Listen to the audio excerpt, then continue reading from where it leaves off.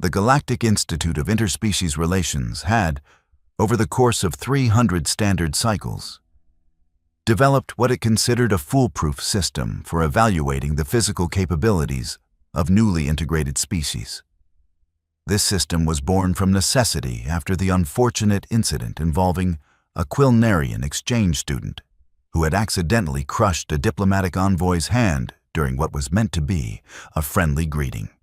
The bureaucracy that followed that particular mishap had spawned 17 committees, 42 subcommittees, and enough paperwork to deforest a small moon. Naturally, the Institute's solution was more paperwork, but this time with strength tests attached. The evaluation protocols were designed with mathematical precision and cultural sensitivity, two qualities that rarely cooperated in the same sentence. Every species had their benchmarks, their expected ranges, their carefully calculated limitations. The Thoraxians, with their crystalline endoskeletons, could lift approximately 3 times their body weight. The Klendathi, who evolved in crushing gravity wells, managed an impressive 8 times. Even the diminutive Pixari, who looked like someone had crossbred a rabbit with a soap bubble, could manage twice their mass thanks to their peculiar muscular density. The system worked beautifully, efficiently categorizing species into neat little boxes labeled with maximum load capacities and recommended safety protocols. Then, humanity submitted their application for membership, and the Institute's actuarial department began having what could only be described as mathematical anxiety attacks. The problem with humans, the Institute's senior physical assessment coordinator would later write in his resignation letter, was that they didn't make sense. Their home world boasted a gravity coefficient of 1.0 standard units, which was thoroughly unremarkable. Their musculature appeared adequate but unimpressive under spectral analysis. Their skeletal structure seemed fragile compared to species half their size. By every measurable metric, humans should have been categorized somewhere between the Yulani flower tenders and the Preservian scholars, species renowned for their physical delicacy and their tendency to require assistance opening particularly stubborn containers. The preliminary reports had been filed with confidence.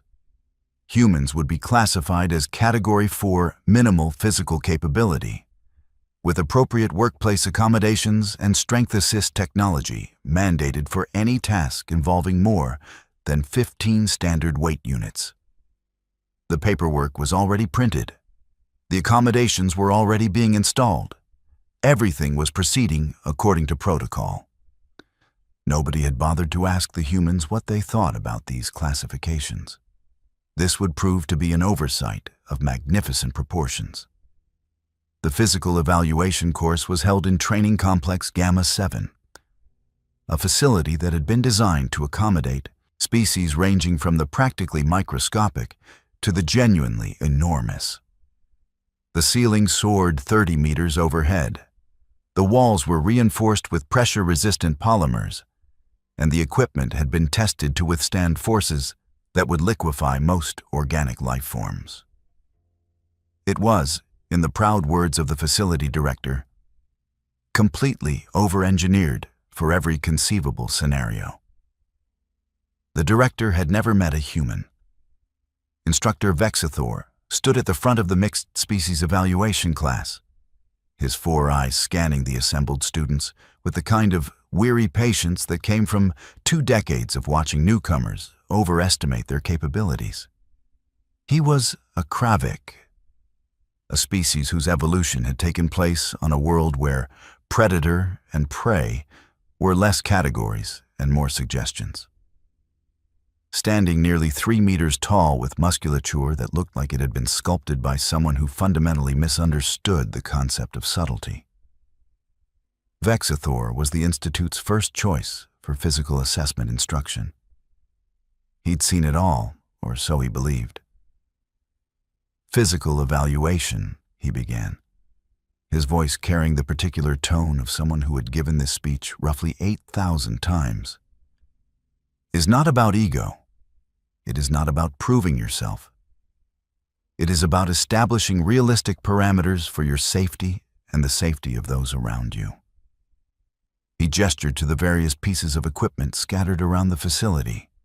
Weight resistance machines, gravitational simulators, impact absorption platforms. We have lost too many promising students to preventable injuries caused by overconfidence and inadequate self-assessment. The class consisted of 17 students from 14 different species. There were 2 Klendathi, their dense forms making them look like particularly athletic boulders. A Quilnarian sat in the back, her 6 arms folded in a way that suggested either deep contemplation or profound boredom. 3 Yriks clustered together, their insectoid bodies chittering softly as they communicated in their ultrasonic dialect. And there, sitting with a posture that could only be described as aggressively casual, was the human. She'd introduced herself at the beginning of the semester as Kira Chen, though she'd mentioned that humans often went by shortened versions of their names and that KC worked just fine. She was, by human standards, approximately average height, which put her somewhat below average by institute standards. Her build suggested regular physical activity, but nothing that would register as remarkable among species bred for strength. She had dark hair pulled back in a practical manner, brown eyes that seemed perpetually amused by some private joke, and the kind of relaxed confidence that made Vex Thor immediately suspicious. Humans had been attending the Institute for only 2 standard cycles, and in that time, they had developed a reputation for being enthusiastically reckless with their own physical well-being. They threw themselves into gravitational training at levels that should have crushed their skeletons. They volunteered for endurance courses designed for species with redundant cardiovascular system. They treated the medical facility's bone knitting department like a frequent customer rewards program. The Institute's insurance premiums had increased by 40% since humanity's arrival, and that was after implementing mandatory safety briefings that humans cheerfully ignored. Today, Vex Thor continued, you will demonstrate your baseline capabilities. This is not a competition. I want to see realistic assessments, proper form, and appropriate caution. We will begin with standard resistance exercises and progress according to each species' documented limitations. The next 30 minutes proceeded exactly according to protocol. The Klendathi students manipulated weights that would have pancaked most carbon-based life forms, their movements precise and controlled. The Quilnarian demonstrated her species' impressive upper body strength by performing one-armed suspension exercises that drew appreciative clicks from her classmates. Even the Yriks, despite their relatively modest size, showed off the impressive grip strength that came from evolution on a world of sheer cliffs and vertical forests. Kira watched all of this with the expression of someone waiting patiently for a particularly slow download to complete. When her turn came, Vex Thor approached with his evaluation tablet and what he considered his encouraging but realistic voice. Now, Miss Chen, I want you to understand that there is no shame in acknowledging physical limitations. Your species' preliminary assessments indicate that we're basically made of wet tissue paper and optimism? Kira interrupted, her tone cheerful. Yeah, I read the reports. They were hilarious. Vex Thor's mandibles twitched in what might have been irritation. The assessments are scientific and thorough. They indicate that humans possess minimal physical capability compared to the galactic standard. For your safety, I must insist that you... Let me guess, Kira said, standing up and stretching in a way that made several joints pop audibly. You want me to try lifting something appropriately lightweight, demonstrate that I understand my limitations, and accept my place among the galaxy's more delicate species. Precisely, Vex Thor said, relieved that this human at least seemed to understand the situation. Self-awareness is the first step toward, how about I lift something heavy instead? The classroom went quiet in the way that spaces do when everyone simultaneously realizes they're about to witness either something remarkable or a spectacular medical emergency. The Quilnarian's arms unfolded with interest. The Clendathi exchanged glances that suggested they were already calculating injury probabilities. Even the Yuriks stopped their chittering, their compound eyes focusing on the human with what might have been concern or morbid curiosity. Vexthor's expression cycled through several emotions in rapid succession. Confusion, concern, professional obligation, and a dawning sense that this was going to generate paperwork. Miss Chen, I cannot in good conscience allow you to attempt weights beyond your species' documented safe range. The liability alone. What if I sign a waiver? Kira asked, her grin widening. I'm pretty sure humans brought those with us. We bring them everywhere. They're like our cultural comfort object. This was unfortunately accurate. Humanity's integration package had included an entire subsection devoted to liability waivers, legal release forms, and what the Human Diplomatic Corps cheerfully referred to as hold harmless agreements for stupid ideas we're going to try anyway. The Institute's legal department had spent weeks trying to understand why a species would preemptively develop paperwork for their own poor decisions. Vexthor found himself in the peculiar position of having his own protocols used against him. The Institute did allow students to exceed recommended guidelines if proper waivers were filed and medical staff were present.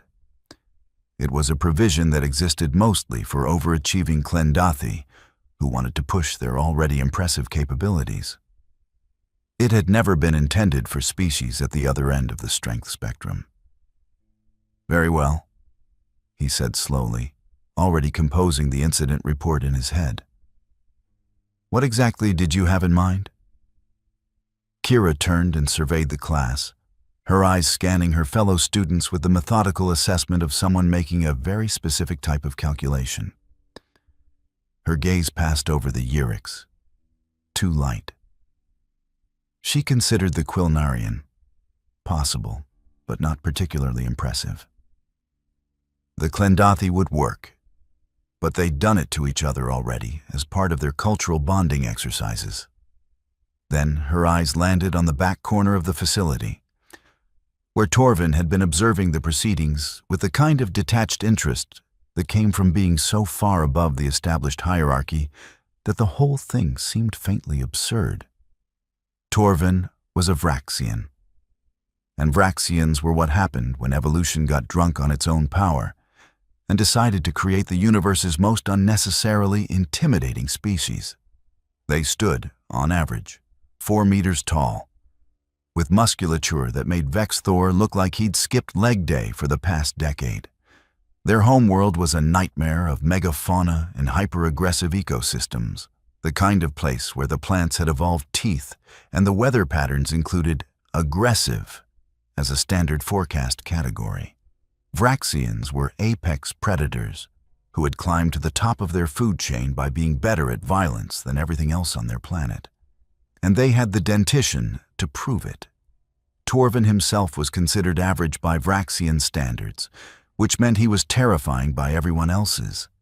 His scales carried the deep, blue-black coloration of his northern clan, and his eyes, all 3 of them, held the kind of calm confidence that came from never having met a physical challenge that required actual effort. He weighed approximately 450 kilograms of dense muscle, reinforced bone structure, and what the Institute's biology department clinically described as excessive predatory optimization. Kira pointed directly at him. I'll lift him. The silence that followed this declaration had texture.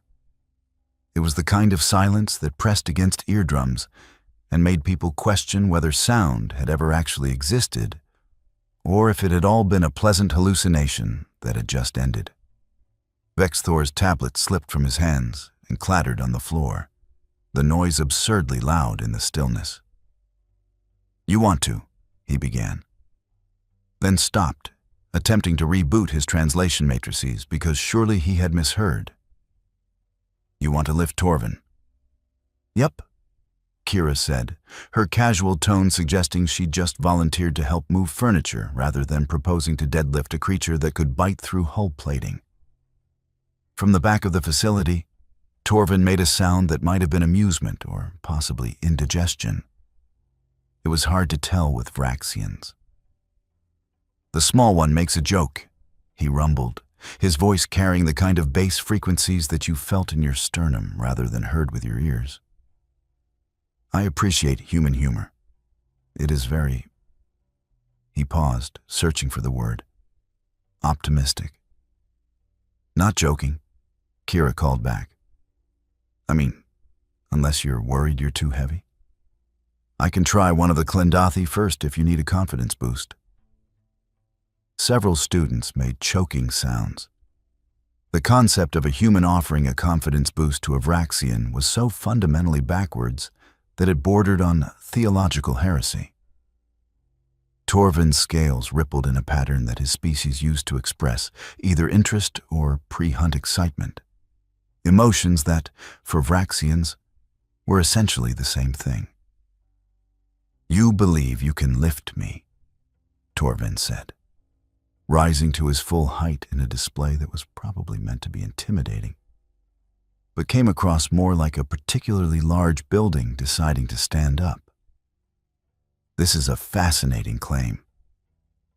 Vexthor was frantically scrolling through his tablet, trying to find the specific regulation that would prevent this catastrophe from occurring. Unfortunately, the Institute's protocols had been written by committees who had never imagined a scenario where a Category 4 minimal physical capability species would volunteer to lift a Vraxian. It simply wasn't in the threat assessment matrix. It was like trying to find the regulation preventing houseplants from challenging starships to races. "Miss Chen." Vexthor tried again, his voice taking on the pleading quality of someone watching a disaster unfold in slow motion. "I must strongly advise against this course of action. The physical disparity between your species and Torven's is— yeah, he's pretty big." Kira agreed, walking toward the Vraxian with the kind of casual stride that suggested she was approaching a friendly dog rather than a creature that could theoretically eat her without requiring condiments. "That's kind of the point. If I'm going to demonstrate that your assessments are hilariously wrong, I might as well go big or go home, right?" The Quilnarian leaned toward one of the Klendathi students. "Should we summon medical staff?" she whispered. "Medical staff and possibly structural engineers," the Klendathi replied. "I want to see what happens to the floor when she fails and drops him." Torvin watched the approaching human with the three-eyed focus of a predator, observing something that was either prey or entertainment. Categories that for Vraxians had considerable overlap. "You understand," he said, his tone almost gentle, "that I weigh more than 4 of you combined? That my species' bone density alone—" "I know exactly how much you weigh," Kira interrupted, stopping in front of him and tilting her head back to maintain eye contact. "I checked the roster. 447 kilograms as of your last medical evaluation. You've probably gained a couple since then. You've been hitting the protein dispensers pretty hard." She paused, then grinned. "I've been watching." This admission caused another ripple of Torvin's scales, though this one seemed more like surprise than threat display. Vraxians weren't used to being observed. They were used to being the ones doing the observing, typically right before they did something unpleasant to whatever they were observing. "The human has been studying," Torvin said, and something that might have been respect entered his voice. "This is unexpected. Most species prefer to pretend Vraxians do not exist unless directly confronted with our presence. Most species didn't evolve lifting heavy things for fun, Kira replied. She began her warm-up routine, which consisted of movements that made the assembled aliens exchange confused glances.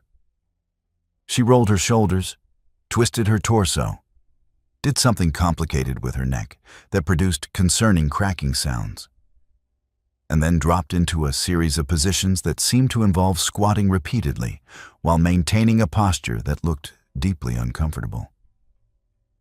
"What is she doing?" One of the Yurix chittered to its companion. "I believe it is a pre-failure ritual," the other responded. "Many species have religious practices they perform before certain death."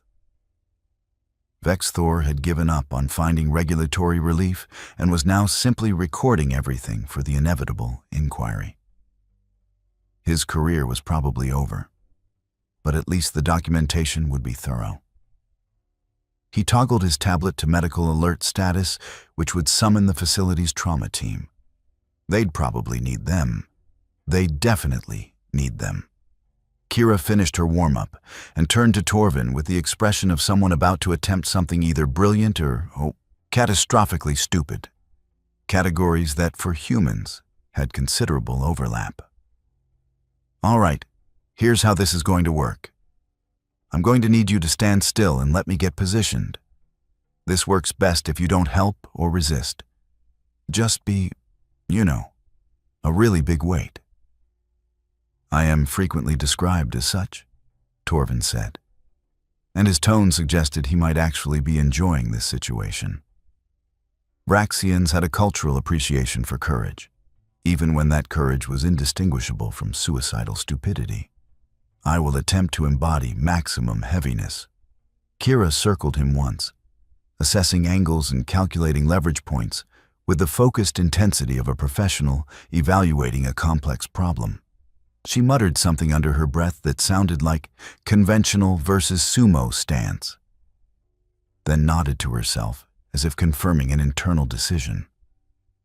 She positioned herself directly in front of Torvin, squared her stance, and reached down to grip his lower torso just above where his legs connected to his main body mass. "This is the point," the Quilnarian whispered, "where she realizes her mistake and hopefully releases him before attempting the actual lift." But Kira didn't release. Instead, she adjusted her grip, set her feet in a position that was wider than her shoulders, dropped her hips in a way that made several students wince, took a deep breath that seemed to fill her entire torso. And then, nothing happened. For a moment that stretched into awkward eternity, Kira remained locked in position, her muscles tensed, her face displaying the kind of focused concentration usually reserved for disarming explosives or declaring war. Torvin remained exactly where he was, which was standing on the ground, being heavy. The laws of physics continued to operate as expected. The universe maintained its sense of order. Vexthor felt a wave of relief wash over him. The human had tried, failed, and hopefully learned a valuable lesson about the importance of realistic self-assessment. This could still end without a major incident. He could salvage his career. Everything was going to be. Kira adjusted her grip slightly, reset her breathing, engaged what appeared to be her entire posterior muscle chain in a movement that started from her legs and transferred through her core and lifted. Torvin rose off the ground. Not slowly, not with the struggling, shaking effort of someone at the absolute limit of their capability. With the smooth, controlled power of someone who had done this before and knew exactly what they were doing. Kira's legs straightened. Her back maintained its rigid position, her arms locked in position, and 450 kilograms of apex predator found itself suddenly experiencing a perspective it had never encountered before. Being lifted by something smaller than itself. The sound that filled Training Complex Gamma 7 was the collective intake of breath from 17 students, one instructor, and possibly the facility's environmental systems experiencing sympathetic shock. It was the sound of fundamental assumptions being violently renegotiated. It was the sound of the universe casually mentioning that everything you thought you knew was adorably wrong. Kira held Torvin at full extension for exactly 3 seconds. Long enough to make it clear this wasn't a fluke, wasn't momentum, wasn't some trick of leverage or technique that had momentarily defeated physics. Then, she lowered him with the same controlled precision, set him back on the ground, released her grip, and stood up with a satisfied nod. "There we go," she said, her breathing elevated but not labored. "New personal record. Thanks for that." Torvin stood very still, all 3 eyes wide in an expression that Vraxian behavioral specialists would later describe as profound existential recalibration. He looked down at his feet, as if confirming they were back on solid ground. He looked at his hands, as if checking whether they still worked. He looked at Kira, who was now casually stretching her lower back with the air of someone who had just completed a routine task. "I was in the air," Torvin said slowly, his voice carrying the tone of someone working through a complex mathematical proof. "The human put me in the air. Technically, I lifted you approximately 30 centimeters. Kira corrected. Full overhead would require a different technique, and honestly, the ceiling's not high enough for that anyway." The classroom erupted. The Klendathi were making sounds that their species used to express confusion so profound it bordered on philosophical crisis. The Quilnarian had all 6 arms in the air, gesticulating wildly while attempting to recalculate everything she knew about comparative physiology. The Yuriks had abandoned their ultrasonic dialect entirely and were simply buzzing loudly in what might have been their equivalent of screaming. 3 students in the back were urgently checking their translation matrices, convinced that they must have misunderstood what lift meant in standard galactic common. Vexthor's tablet had stopped recording, not because he'd turned it off, but because the device's analysis algorithms had encountered data so far outside their operational parameters that they'd simply given up. The instructor stood frozen, his 4 eyes locked on the human, his mandibles working soundlessly as his brain attempted to process what had just occurred. "That's not possible," he finally managed. "The biomechanical analysis, the preliminary assessments, the entire physical evaluation framework." "Yeah, about that," Kira said, rolling her shoulders again in a way that suggested she could probably do a few more reps if anyone was interested. "You guys made a pretty fundamental error in your human assessment. You looked at our gravity, saw it was standard, looked at our muscle structure, saw it was adequate, and assumed that meant we were weak." She grinned, and there was something distinctly predatory in the expression. "You forgot to ask what we used all that muscle for." One of the Klendathi found his voice. "Your planet has standard gravity. Your environment is not extreme. What possible evolutionary pressure would develop such disproportionate strength?"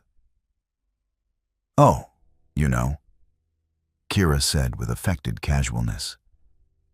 "Throwing things at animals that wanted to eat us, carrying dead animals back to our homes after we killed them, lifting heavy objects to build shelters, move obstacles, construct tools, persistence hunting, where we'd chase prey for hours until they literally collapsed from exhaustion while we just kept going." She paused. "Also, some of us thought it was fun to see who could lift the heaviest things, so we just kept doing it. Made a sport out of it, multiple sports, actually." The Quilnarian's arms had slowly lowered as she processed this information.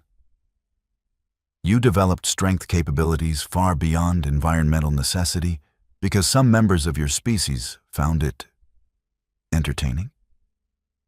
I mean, when you say it like that, it sounds weird, Kira admitted. But yeah, basically. Humans have been competitively lifting heavy things for thousands of our years. We invented special equipment just to lift heavier things. We developed entire nutritional sciences around building stronger muscles. We created training methodologies, wrote books, established records. She gestured at Torvin, who was still standing very still and looking slightly traumatized. Where I come from, there are humans who could lift him overhead. Like, press him, multiple times. This declaration broke something fundamental in the classroom's collective understanding of reality. Multiple times. Overhead. The math didn't math. The physics fizzed in entirely wrong directions. The universe had clearly filed the paperwork incorrectly.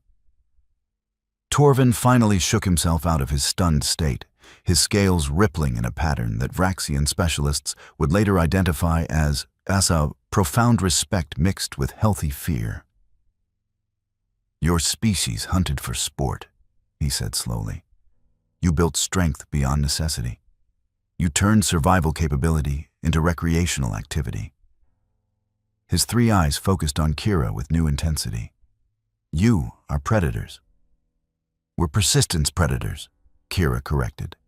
We're not fast, we're not particularly strong compared to the things we hunted, and we don't have natural weapons. But we're absolutely relentless. We can outlast almost anything, and we developed enough intelligence to make up for every physical disadvantage with tools, strategy, and sheer stubborn refusal to quit. She smiled. Also, we domesticated wolves, which were basically your species' equivalent on Earth. And we turned them into pets that we breed to be cute and fluffy. The Yurix made a sound that might have been their equivalent of a laugh or possibly a nervous breakdown. Your species domesticated apex predators, one managed, for companionship. And hunting assistance, Kira added helpfully. And guarding and rescue work, and showing in competitions where we judge them on appearance and obedience. We've been doing it for so long that we have hundreds of breeds, each designed for different purposes, and some of them are small enough to carry in bags.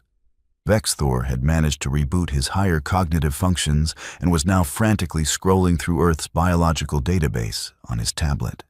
What he found there made his mandibles click in distress. Humans hadn't just survived their planet's ecosystem. They dominated it so thoroughly that they'd driven multiple species to extinction, domesticated others, and then developed ethical frameworks to protect the species they'd previously been hunting because they felt bad about it. Their planet's megafauna had largely disappeared after human expansion, and the prevailing theory was that humans had simply eaten them all. The Category 4 classification, Vexthor said weakly, was based on preliminary remote analysis.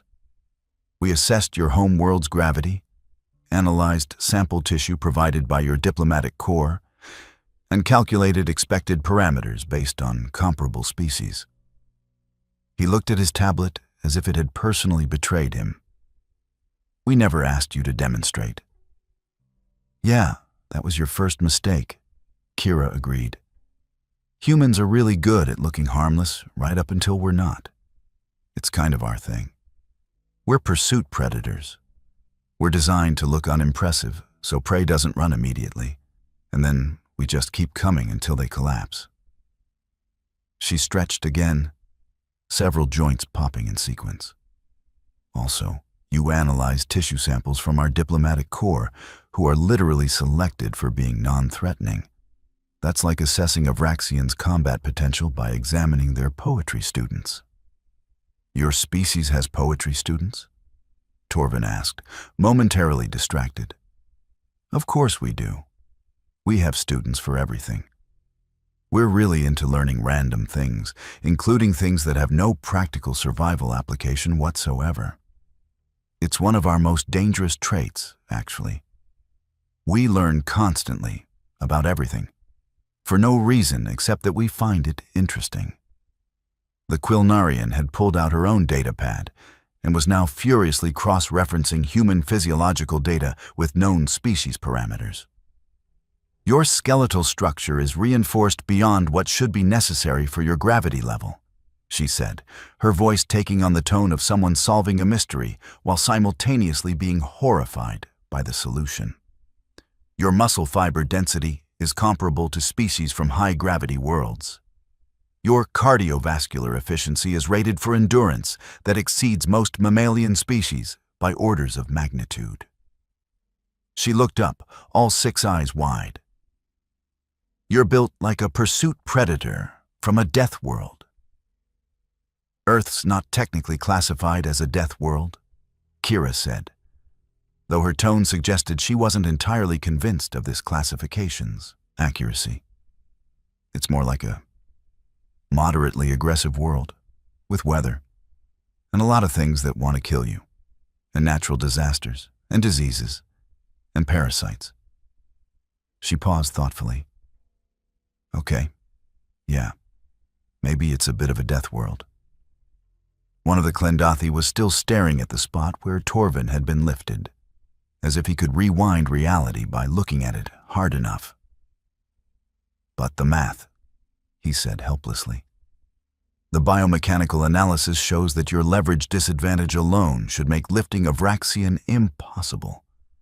Your muscle attachment points, your joint angles, your center of mass. Yeah, those calculations are all wrong because you didn't account for technique, Kira interrupted. Humans have been lifting heavy things for so long that we've optimized every aspect of it. We've mapped every muscle fiber, calculated optimal angles, developed training programs that maximize strength-to-weight ratios.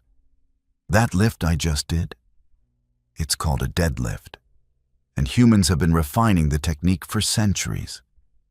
We have competitions where people lift 3 times their body weight. Some of our strongest lifters move masses that would crush most species just from attempting. Vexathor was rapidly cycling through what could only be described as the 7 stages of bureaucratic grief. The entire human integration program, he said slowly, has been designed around the assumption that your species requires protective accommodation due to physical fragility. We've installed assistance technology, implemented safety protocols, limited your access to heavy equipment. Which is hilarious, Kira said, laughing. Because the first thing humans did when we got here was figure out how to disable all the safety locks and recalibrate the equipment to proper settings. Did you really think we wouldn't notice that the standard weights in the facility were like 30% of what they should be? You've been training with improperly calibrated equipment. Vexthor's voice had risen to a pitch that suggested his species' equivalent of panic. For 2 standard cycles? Well, yeah. We thought you just had really generous weight markings. Like maybe it was a cultural thing, the way some human gyms have plates that aren't actually as heavy as they claim to boost people's egos. Kira grinned. We've been supplementing with creative solutions. There's a human in the engineering track who's been deadlifting cargo containers for fun. The classroom had descended into the kind of chaos that occurs when fundamental truths are revealed to be comprehensive lies. Students were arguing, recalculating, accessing databases, and generally experiencing the academic equivalent of existential crisis. Several were looking at Kira with expressions that ranged from awe to terror, to the beginning of what might have been crush-level admiration. Torvin had recovered enough of his composure to approach Kira again, though he maintained a respectful distance that suggested he was newly aware of his own liftability. I must know, he said, his voice carrying genuine curiosity beneath its usual predatory rumble. If you can lift me, what is the maximum your species can lift? Kira considered this. Well, the current human deadlift record is held by a guy who lifted about 500 kilograms. That's in standard Earth gravity, following competition rules, with proper technique verification. But humans have moved heavier loads using different methods. Strongman competitors have lifted cars, pulled aircraft, carried boulders that mass close to 300 kilos over distance. She smiled. And that's just the competitive athletes. Regular humans who train for strength can manage pretty impressive numbers. I'm solidly intermediate by Earth standards. Intermediate, the Quilnarian repeated faintly. You lifted Avraxian, and you're intermediate. I mean, I'm not competing at elite levels or anything. I just really enjoy lifting heavy things. It's meditative. Kira noticed the expressions around her and added, "What?" "It is. There's something really satisfying about picking up something heavy and then putting it back down. Very simple, very direct. No ambiguity about whether you succeeded." Vexthor had reached the final stage of bureaucratic grief, which was acceptance mixed with resignation and topped with the certainty of extensive paperwork. "I will need to submit a comprehensive revision to the Human Physical Capability Assessment," he said, his voice hollow. "This will require extensive documentation. You're going to have to reclassify every human at the Institute," the Klendathi pointed out. "Recalibrate all the equipment, revise the safety protocols, update the facility access permissions. Revise the entire integration program," the Quilnarian added. "The implications for human-alien interaction protocols alone. Probably update insurance premiums," one of the Yuriks chimed in helpfully. "Significantly." Vexthor made a sound that might have been laughter or weeping or possibly both simultaneously. His career wasn't ending. It was transforming into something entirely different and far more complicated. He looked at Kira, who was now casually chatting with Torvin about optimal grip positioning and the relative merits of different lifting styles, and felt the weight of 2 years of comprehensively wrong assumptions settling on his shoulders. "Miss Chen," he said, and his voice carried the particular quality of someone who had just had their entire worldview bench-pressed and then dropped on their head. "I believe I owe you an apology. The preliminary assessment of your species was incomplete." "Hey, no worries," Kira said with genuine warmth. "Everyone makes mistakes. You guys just made a really funny one that resulted in an entire sapient species being classified as delicate flower people, when we're actually persistence-hunting gym enthusiasts who domesticated wolves and invented pizza." She paused. "You know what? That's a pretty good summary of humanity right there. We're either going to befriend you or outlast you, and either way, we're bringing snacks." The class eventually resumed, though resumed was perhaps too generous a term for what was essentially supervised chaos as every student attempted to recalibrate their understanding of human capabilities. The Klendathi insisted on measuring Kira's grip strength, which turned out to be embarrassingly impressive. The Yuriks wanted to calculate her power-to-weight ratio, which required mathematics that made their translators smoke slightly. Even the typically reserved members of other species found themselves drawn to the human, asking questions about training methods, nutritional requirements, and whether it was true that humans sometimes lifted heavy things while listening to aggressive music for motivational purposes. Torvin, for his part, had developed what could only be described as professional respect mixed with the wariness of a predator who had just discovered that prey might be a relative term. He spent the rest of the session observing Kira with the focus of someone cataloging a potential threat, though his scales occasionally rippled in patterns that suggested he was also deeply entertained by the whole situation. As the session ended and students began filing out, Vexthor found himself standing next to Kira as she gathered her belongings. A process that included a water container sized for someone 3 times her mass, and what appeared to be a nutrient bar that smelled like concentrated protein and existential defiance. "I have been teaching physical assessment for 20 standard cycles," Vexthor said quietly. "I have evaluated hundreds of species, processed thousands of students, and I believed I understood the fundamental principles of biomechanical capability." He looked at the human, this small, unassuming creature that had just casually violated every assumption he'd held. "In a single afternoon, you have demonstrated that I understood nothing." Kira smiled, and there was kindness in the expression despite its predatory edge. "You understood plenty. You just didn't account for the fact that some species are really, really stubborn about getting stronger for no practical reason except that it makes us feel accomplished." She hefted her bag, which probably massed more than most students' entire kit. "Earth didn't make us strong because we needed to be strong. We made ourselves strong because we decided it was worth doing." That's pretty human, honestly. We're not the fastest, strongest, or smartest species in our own ecosystem. But we're the ones who decided that every limitation was just a challenge we hadn't solved yet. As Kira left the facility, Vexthor watched her go and contemplated the comprehensive revision reports he would need to file.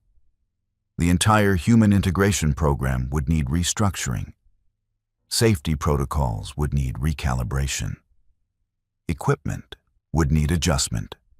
Insurance actuaries would need therapy. But more than that, the Institute would need to fundamentally reconsider what it meant when a species from a standard gravity world with unremarkable biology submitted integration paperwork.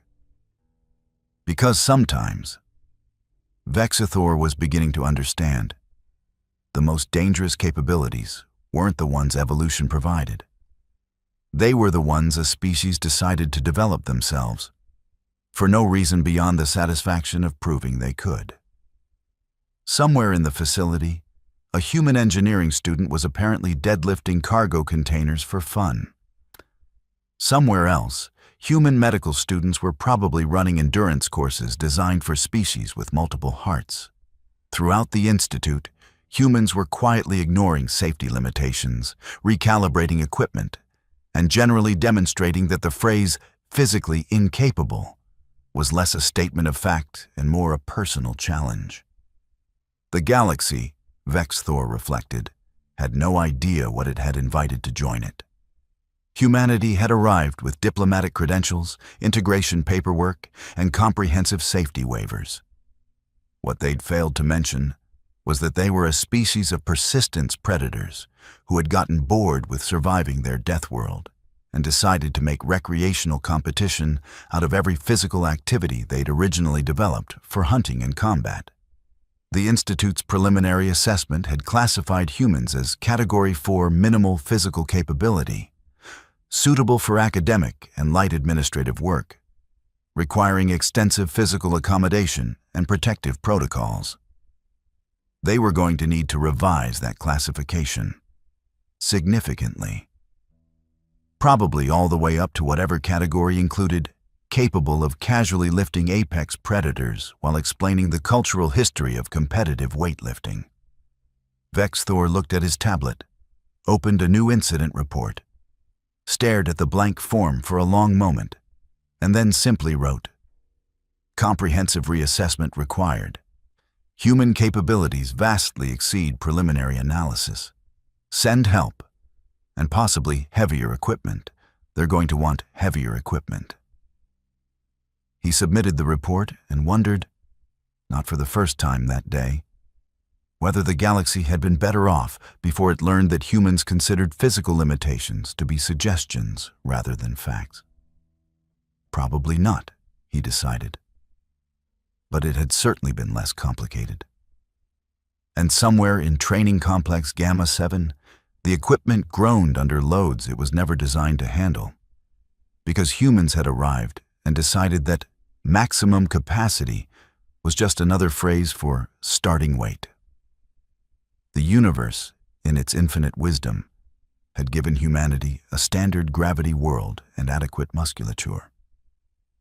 Humanity had taken one look at these completely reasonable evolutionary gifts and said, "Neat.